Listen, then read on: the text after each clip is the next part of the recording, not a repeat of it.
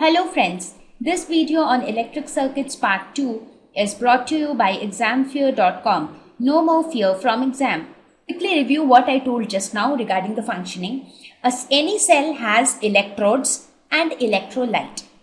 So here in case of a galvanic cell, we have two electrodes. One is a zinc electrode and the other one is a copper electrode. So zinc has a tendency, or zinc always wants to lose two electrons and become zinc ions. Whereas copper has a tendency to gain two electrons and become copper. So what happens? Zinc lose two electrons, and when zinc electrode and copper electrode are connected by a conducting wire, then these electrons which are donated by zinc are passed through the conducting wire to the copper end, and the copper ions immediately absorb those electrons and becomes copper. Now this process keeps continuing, and what is happening as a result of this process? Electrons are continuously traveling from this electrode to this electrode. That means what happens when electrons flow? Flow of electrons constitute current. Electrons are flowing means current is getting constituted. So that means there is a current in the circuit. So what is the direction of current? Direction of current is always opposite to the direction of electron flow. So in this case, the electrons are flowing from this electrode to this electrode. Therefore, your current will flow in this direction. That means current will flow from the copper electrode to the zinc electrode. Now, why do I write negative sign here? Because as I told you, zinc keeps on losing electrons. That means this electrode has abundance of electrons. There are free electrons present on this electrode. So this electrode is your negative electrode. And since the copper electrode, it wants electrons, it has scarcity of electrons. That means it is the positive electrode. So what do we see? The electrons are flowing from negative electrode to positive electrode. That means current is flowing in which direction? The direction of current is from positive electrode to negative electrode. So what is positive electrode? Positive electrode here is nothing but cathode. Always remember this in your mind, that the electrode from which the current flows is always the cathode. Many people have a misconception that cathode is always the positive electrode or cathode is always the negative electrode. But please do not have any kind of perception in your mind of that kind, because that is not always correct. Current will flow from which electrode to which electrode doesn't depend upon positive or negative. Current always flows from the electrode from which the current flows, that is always the cathode. So the cathode sometimes is the positive electrode, whereas the cathode sometimes is the negative electrode. Right now you might be finding it confusing, but in the next 2 slides I will be discussing this point in detail, that how cathode is sometimes a positive electrode and how cathode is sometimes a negative electrode. So what you need to remember here is the current flows from cathode to anode through external circuit. So in the external circuit, this is the direction of current. So from cathode to anode, right?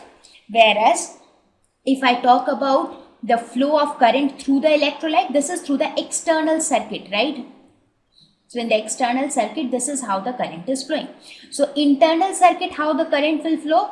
If you consider this, so this is the way the current will flow internally. So internally your charged particles will be flowing like this, right? Because see, in this case the electrons are flowing like this, okay? So it is going from zinc electrode to the copper electrode. Then what happens in the copper electrode? As you reach the copper electrode, these electrons are getting absorbed by the copper ions. So these copper ions are getting converted to copper. As a result, what happens? The sulfate ions of this copper keep on accumulating here. So what will this sulfate ion do? You can see there is something called a porous disc, this pink colored disc. So this porous disc, its functionality is to neutralize the charges on both ends. Because if we do not have this porous disc, what will happen? The sulfate ions will keep on accumulating on this side. The sulfate ions will keep on accumulating. So to neutralize that, there is this porous disc through which the sulfate ions can pass. So that means charges will flow, that is electrons will flow from copper to zinc through this porous disc. So the current will flow from zinc to copper, because current will always flow opposite. So always remember that current flows from cathode to anode through external circuit and anode to cathode through internal circuit. It is very easy to remember. Always remember is like this. Let us suppose this is anode and this is cathode. So through external circuit, current will flow from cathode to anode. Now if somebody asks what will happen internally, let us suppose this is cathode and this is anode. This is external and this is internal. So external it is cathode to anode and internal it is anode to cathode. Only then the cycle will get completed, right? So this is a way to remember this. See, many times people get confused, so please do not get confused and do not memorize this as current will flow from positive electrode to negative electrode. That gives a very wrong conception. So always remember that current flows from cathode to anode. Cathode is the electrode from which current leaves the circuit. Okay. So I hope I am able to explain you how a cell functions normally.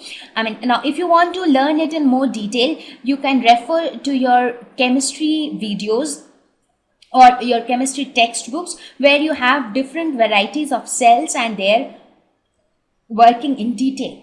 Because when you look at the working of a cell from chemistry point of view, you will see that some reduction and oxidation reaction takes place at these two electrodes. But I am not going into all those reactions part here, because in physics we are only bothered about the current flow, how the current is flowing and from where to where is the current flowing.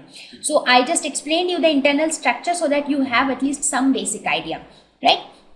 So this is how the current will flow in case of a cell. Thank you.